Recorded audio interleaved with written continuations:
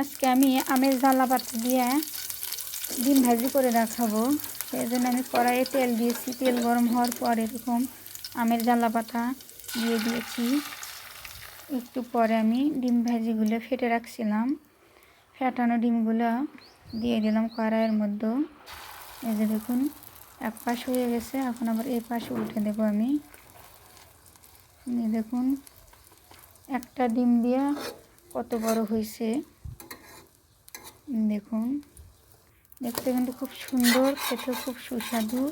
আপনারা একবার হলেও ট্রাই করবেন আমার এই রেসিপিটা। এই যে দেখুন কেমন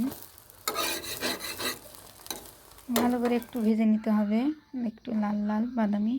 এই যে দেখুন হয়ে গেছে আমার ডিম ভাজিটা আম পাতা দিয়ে।